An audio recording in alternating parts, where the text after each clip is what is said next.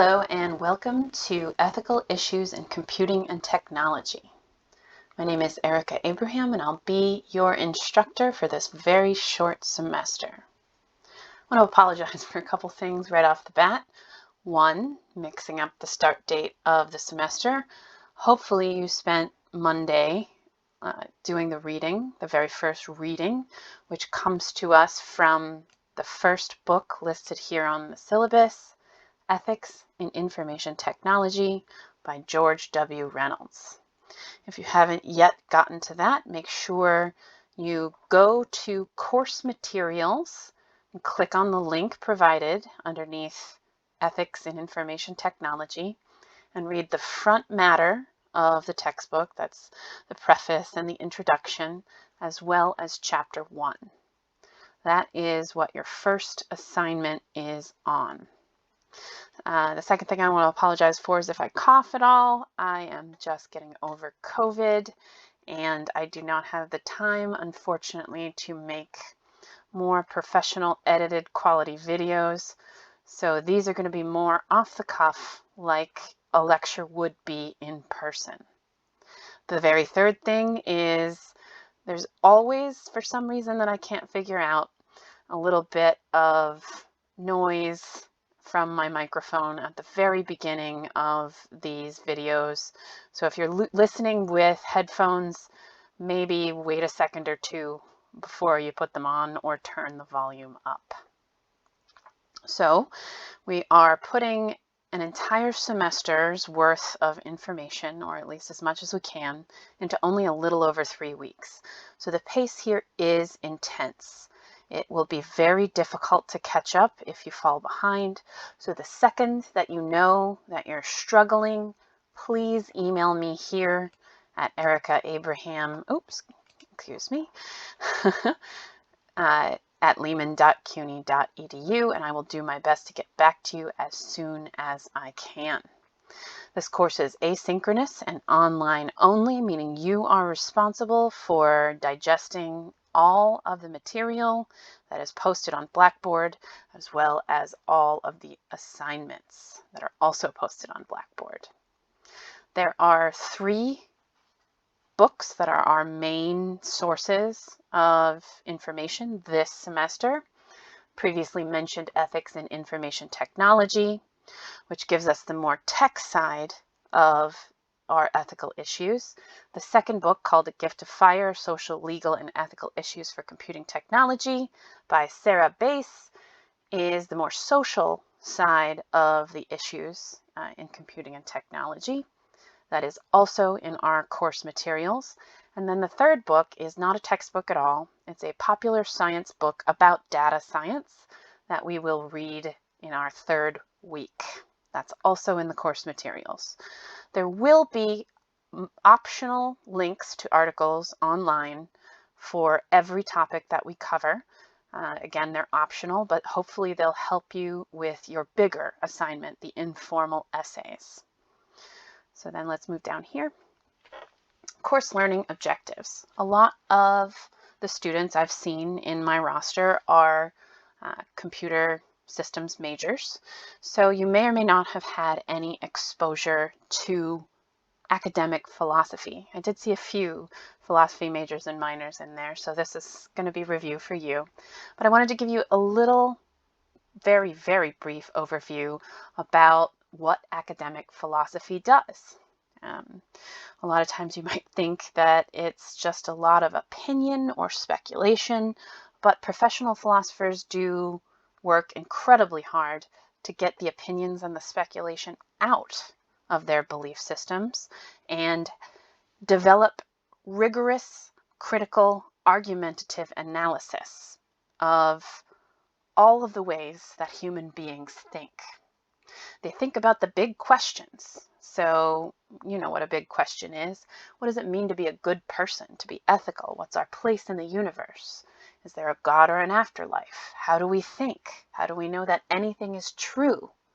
What counts as knowledge? What surpasses just a bare fact, one data point, and becomes universal knowledge, if there is any such thing as universal knowledge? Are our theories about the world correct? How do we know? and what specifically is the right way to behave as a person, as a professional, as a friend, as an employee, as a leader. And philosophy doesn't have a monopoly over thinking about these kinds of questions. Of course, almost every human being thinks about them at some point in their life, and they've probably been doing so for as long as we have been human beings. There are certain methodologies that people have used that have grown in the past several millennia. One way people think about big questions is, of course, religion. The religion that they were born into, or that they chose, or that they study, is something that is important to their identities and to how they think of right and wrong. And if you become an academic student of religious theory, you're going to use things like sacred texts, institutional traditions and treatises, and faith to explore these kinds of big questions. Of course, like every human being in all of our various intellectual pursuits, they also use human reason applied to institutional traditions, texts, and faith. Then we get another branch of human investigation we're all familiar with, science. They use experimentation on all of the different sorts of physical, empirical data that are available to investigate these kinds of questions. They try to restrict themselves to things that are only empirically testable. That means that anything we can sense with our eyes, ears, all of the senses, which turn out to be more than 5 if you're curious. Scientists think there are like 20 of them now. You can look that up on Wikipedia if you so choose. But anything that we can sense, they use reason to develop hypotheses and theories to investigate. So religion, science, investigate the big questions, also use human reason. Philosophers, however, use reason and logic alone, traditionally at least. So what are reason and logic? Reason is, in philosophy, the widest definition we can have of it, using reasons to decide beliefs and actions. So if I see that it's raining outside, that's going to be my reason for picking up an umbrella and taking it with me. If it's cold outside, that's going to be my reason for wearing a jacket. And that doesn't mean that everybody uses good reason, but they are using reason when they think about their actions and beliefs in this way. Logic, in its widest definition, is how we chain reasons together to try and prove or disprove a conclusion. That is an academic argument I'm sure you're all familiar with. And within philosophy, we try to study what makes a good argument, what makes a bad argument, and how we might best continuously pursue ever increasingly good arguments. We're probably never going to get to laws like physics do, but we can always critically analyze our claims and our beliefs, as well as the claims and beliefs of others, in the most rigorous way that we can. So of course we're going to try and apply those methodologies to ethics in computers and technology. I have some goals here for you. They're not super specific. We just want to keep them in mind, that we're using the subject matter of ethics in computing and technology to learn about the field itself and to become better critical thinkers. So I do want you to get a basic handle on philosophical topics and methods of study, specifically to ethics in technology. I want you to improve your reading ability and comprehension. Philosophy can be tough. Textbooks can be tough. They can be dry and dense, and sometimes they are intimidating. People get frustrated easily when something isn't immediately graspable. That just seems to be a human trait. So when we practice, we can improve. Also, your writing ability, learning what it means to strive for the best supported beliefs about any given issues, and improve your ability to analyze, grasp, and communicate complex ideas about ethical issues in computing. Okay, here's a link to our Blackboard. Of course, you can find it through Lehman's website. Here's a link to all of the logins you probably use pretty frequently as a Lehman student. You need to log into Blackboard every day during this month because I will communicate with you through the announcements section. Anytime anything changes or you need to know anything about the material or your assignments, I am going to have it for you in an announcement. There are a mixture of modalities that you'll be using to absorb and think about the material. There are going to be videos from outside sources on YouTube. There are going to be videos on YouTube that I've created for you, especially in weeks 2 and 3. And of course, there'll be readings and writing assignments. There are no exams. I have here, that's an old version of the syllabus. I say that there are assignments nearly every day. That's not true. There are 2 assignments during the week and 1 over the weekend, generally.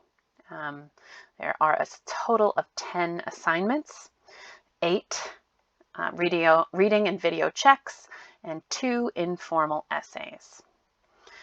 Now, because again, we are covering so much material in such a short period of time, I have tried to make it doable by performing an estimation of the hours that it will take for you to do each thing. I cannot guarantee that this holds for every student, but I've tried to keep it from 4 to 6 hours per day, Monday through Thursday. So reading a chapter in a textbook will likely take you 2 to 3 hours. And we have, on average, 75 to 100 pages per week. 3 to 4 chapters. Generally 3. So that would be like 3 to 9 hours, maybe 12 if you are a little bit of a slow reader. My videos on YouTube are usually about 20 minutes long because it's easier to make sure that they're not corrupted and upload to YouTube if they're only about 20 minutes long. So for a chapter, I'll probably have 20 to 30 minute videos, 2 or 3 of them. So in total, that'll 1 to 2 hours of videos from me in the weeks that I upload lectures. When you sit down to do the reading and video check assignments, I'm thinking they're going to take you 1 to 2 hours. And then the bigger assignments, the informal essays, 3 to 5 hours. So that's anywhere from, let's see, 16 to 20 hours a week. I may have to adjust it if people are falling behind or if I have been talking with my boss to make sure, the head of the department, to make sure that we have the right amount of content, and we might have to adjust it a bit. We can meet up anytime during the month. That is how we're going to do office hours. Just make sure you email me with at least 24 hours notice and you give me specific time slots that you're available to meet, and then I'll pick one and we can meet and I'll send you the Zoom link and we can talk about whatever difficulties you've been having and come up with some strategies going forward. So here is the grading policy. Reading and video checks, 70% of your grade. Informal essay assignments, 2 of them, each worth 15% of your grade for a total of 30%. So now I refer to them as RVC and the number, reading and video check number 1, number 2, number 3, etc. There's going to be a separate handout for both types of assignment. The essay instructions will go up at the end of this week, week 1, whereas the reading and video checks instructions are already up in the course information and syllabus, and we're going to go over them at the end of this video. So the reading and video checks, a series of questions about the readings and outside video material. So this is just to show that you have been absorbing and reading and watching the videos, keeping up with the material. Your answers are going to need to be in full sentences, and since it's such a short assignment, No direct quotations, all paraphrasing, all in your own words. Direct and to the point. Do not rephrase the question. Try to avoid empty, cliched phrasing. Like since the dawn of time, people have been interested in ethical issues. That says nothing. That does not show me that you are connected to the material, and that is your job with both sets of assignments. Each answer you should shoot for about 1 to 2 paragraphs long, and there will be probably 5 to 7 questions for each assignment. For the informal essay assignments, and I stress informal because when you're writing a real essay and a real argumentative essay, you're going to want weeks to work on it. You're going to want drafts and you're going to want to do research. But this is meant to, 1, demonstrate your connection to the material, plus 2, add to your critical thinking repertoire, in which you have to come up with some kind of thesis, and a thesis is just an argumentative statement. And that sounds maybe big and intimidating, but it just means you're taking a stand. It doesn't have to be a big deal. You might say, we've read 2 pieces of information on privacy on the internet. Piece 1 comes to conclusion A, piece 2 comes to conclusion B. I think B makes more sense than A. That's it. Something like that, where you are taking a stand. Not a big stand, just posing a point of view about the readings.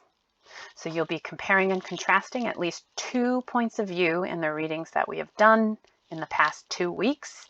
So there's one due at the end of week 2, and then there's one due at the end of the semester. So you'll structure it like an argumentative essay, in which you'll have an introduction that tells me your point of view statement and how you're going to defend it. You'll have a paragraph talking about the first point of view, a paragraph talking about the second point of view, and then a conclusion that compares, contrasts, and takes a stand. So each one of these will be 4 to 6 paragraphs, maybe 1 to 2 pages single-spaced. Not polished, not perfect, but genuinely connecting with the material and thinking through it on your own. And as I said, we're going to have more detailed instructions upcoming by the end of this week. And if you're a little worried about it, hopefully that will assuage your fears, because they aren't meant to be perfect. They're meant to be a sincere effort at, again, thinking through the material. Of course, the attendance doesn't matter in this class. Asynchronous, online. And here is the meat of the semester, the schedule. Here we are in week 1. Your readings are the Reynolds, the one that I told you about on Tuesday. And the second reading for the second half of the week will be A Gift of Fire, or the Bass. I don't know if that's how she pronounces her name. The front matter up to chapter 1, the end of chapter 1, page 45. There's also a video for you to watch this week. It's an hour long, and it's a meta-analysis on how some professors are deciding to teach the subjects that matter in this course. And that might sound a little bit of a weird choice, but it gives you a really brief overview of the whole field, and lets you know what teachers are thinking about when they think about what they want you to learn. So here we have the assignments. Oh shoot, I have 3 of the reading and video checks this week. I apologize. I thought there were only 2. The first one is due Thursday. It's normally going to be due Tuesday, but we were displaced this week due to the holiday and to my error. So there's going to be an assignment due Thursday, Friday, and Sunday. Oh, I guess that's right. It's the same thing. There's 2 assignments during the week and then 1 over the weekend. Okay, I thought I messed up there for a second. The questions in your first assignment that are going to be due on Thursday, so tomorrow at midnight, are about the first reading in the Reynolds textbook.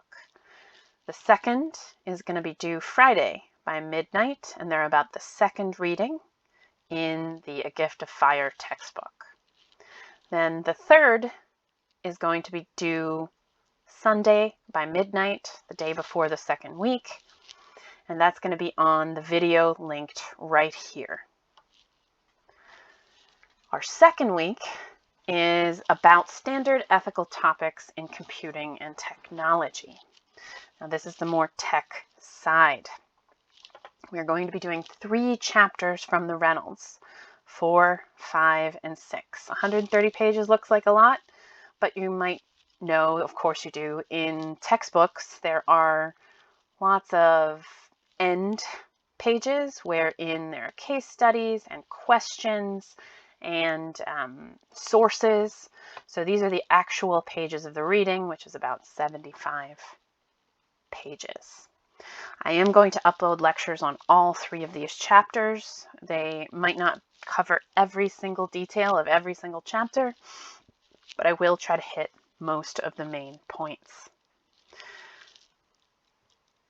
The readings you do on a Monday. Then on a Tuesday, around 6 in the morning, the video lectures and the assignments are going to open up on Blackboard. So you'll have the whole day to watch the videos from me and then answer the reading and video checks. So Monday, reading; Tuesday, videos and assignment; Wednesday, reading or video; Thursday, lectures and assignment. That's how I tried to structure the weeks. So your 4th reading and video check is due on Tuesday by midnight, and that's about chapters 4 and 5. Then RVC 5 will be due on Thursday, and it will be about chapter 6. Then over the weekend, you are going to work on your informal essay 1, which will be due Sunday. So you'll have Friday, Saturday, and Sunday to complete it. And again, we'll go over the instructions for that later. Then week 3, we do social issues in computing and technology, in which you read chapters 7 and 8 in the A Gift of Fire book, the Bass. Then the third book, the non-textbook book, is a little bit different. You have to read, or you're required to read, the introduction, chapter 1, and the conclusion, which you can see are pages 9 to 19, 20 to 33, and 169 to 184. But it is aimed at a general audience. It should be easier to read than a textbook. So I am also requiring that you pick 2 chapters from chapter 2 through 10 that you are interested in. Each chapter discusses a different aspect of data science. And I will publish a list of those topics before this reading comes due, and you pick 2 of the ones that you're interested in. There are no page numbers internally at this document, so when I refer to page numbers, this time it's the digital document itself, like over here, the page numbers here. In the other books, the pages are actually printed on within the material itself. You'll have a reading and video check on the Bass, and then also on the non-textbook book.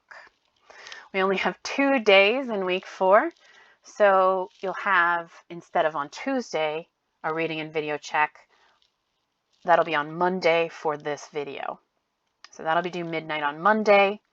And then the 23rd, the Tuesday, is the day of finals for this semester, and that is when your second informal essay is going to be due. So you're going to want to be working on that over the weekend. You see, I don't have anything else for you due week 3. So over the weekend prior, you can be working on your second informal essay and the final assignment of the class.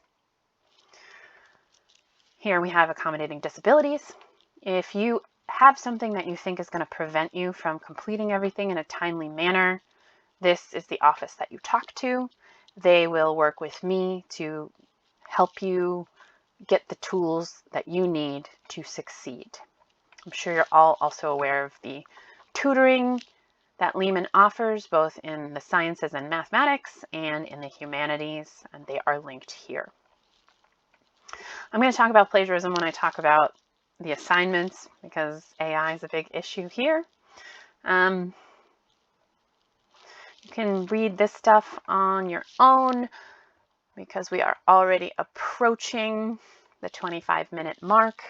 I'm going to show you quickly the covers of the 3 books. Then I think I'm going to have to make 2 videos. We'll make one separate video for the reading and video check assignments. This is the first book, the George W. Reynolds Ethics in Information Technology. You see over here, it pops up with the table of contents, and you can click on whatever chapter you want. There's a brief table of contents here and more detailed one there. Again, you can find that in the course materials. This is the second textbook, also the table of contents. This is what the cover looks like. And then the very final book that we will read in the 3rd week is this popular science book about data science, Weapons of Math Destruction by Kathy O'Neill. Maybe we'll continue just to get it all done in one go. These are your reading and video check assignment instructions. You can find this document in the course information and syllabus. These are the majority of your grade. They are 70% of your grade in total. There are 8 of them, meaning that each one is worth 8.75% of your final grade. I give you the schedule here that I just talked about on the syllabus. So we can just jump right into the assignment details and rubric. I'll pose questions from the readings to check that you're engaging with the material. Expect about 5 questions, maybe up to 7, per assignment. For instance, a likely question for our second assignment, the one that's due on Friday, might be, from the BAS, what are 3 philosophical theories about ethics? Explain the main underlying principle of each theory. So you'll see when you read this chapter that some of them are deontology, utilitarianism, rights theories, and social contract theory. You define each of those, taking care to explain in as much detail the main point of each. Each answer should be 1 to 2 paragraphs long, but that is a rough guide. I'm not grading on paragraphs or word count. I'm grading on content and detail. Some sentences are really short, some are long, so there can't be a specific amount that I give to you, but these are short answers. So pack in as much detail as you can. Demonstrate to me that you are reading the material. Avoid generic sentences like this one. Ethical theories are vast in number and people have debated them for centuries. That says nothing and it is not connected to the material. That's going to get you dinged, at least a point, if you include sentences like that. They take up space, as well as repeating the question in the answer. I know that you were taught that in high school for some tests. In these assignments, they are a detriment. I want to see detail, connection to the material. Now, there's nothing for me to prove that you are using AI-generated content, so I can't ding you specifically for that. What I can take points away for are some of the AI answers that I've received in the previous several semesters that are too generic, that are unconnected to the class material, that unnecessarily use jargon that takes up space and doesn't tell me anything, and is too vague. So, I'm starting to think about ways that we can incorporate ChatGPT into our assignments to enhance things. And it might not be a terrible way to maybe put the question in there, see what it spits out, and critique it. Is this vague? Is this giving me details about what deontology is or other ethical theories or whatever the question is? Or is it just using empty words and phrases to fill space? So if the answer that you use AI for happens to be detailed enough, connected to the material, not generic or vague, not repetitive, yeah, you're going to get credit for it. But if it's not, that's what I'm going to take points off for. And sometimes the AI answers are just like that. Also, do not use direct quotes. They take up too much space and they show me that you are a quote picker. They do not show me that you understand the material. Even on top of that, paraphrasing is an excellent tool and skill to practice. Every good critical thinker I've ever known is great at paraphrasing other people's arguments because it forces you to really think through the steps that they used and the evidence that they used and the logic that they used in your own head. It's not a passive process, it's an active one. So do not use direct quotes. This is the rubric that I use. Every single answer is worth 10 points. If you make a good faith attempt to answer the question, you automatically get a 5 out of 10. Good faith means you're not plagiarizing, you demonstrate that you've connected to the material at least a little bit, and there's enough detail. It's not just a topic sentence and you move on. The final 5 points break down this way. If you don't use empty and generic phrasing, if you don't use direct quotes, that's 1 point. If you capture the main idea in some form, does not have to be perfectly accurate, but you show me that you have connected with it and we're at least talking about the same things. What I mean by in the ballpark, if you're not familiar with that sports analogy. And then the last 2 points are that you go into enough detail. Always ask why. Eventually you'll run out of material to explain, and then you've done enough. So let's take my above example with philosophical theories of ethics, deontology. If you were going to use deontology as part of your answer, you would say, it's an ethical theory concerned with following moral rules. And that's the main idea, but it's not enough detail. Why does deontology care about rules? Why does it think it's the right way to think about ethics? What rules is it talking about? Why do people who like it think that it does well at saying what's right and wrong? It also is affected by fully answering the question. For instance, if it asks for 3 examples and you only get 2, you're probably going to get 1 point knocked off. I try to be as objective as possible in the humanities, meaning fair, and stick to this rubric as much as possible. As always, if you have questions, please email me, and I will see you in the next video.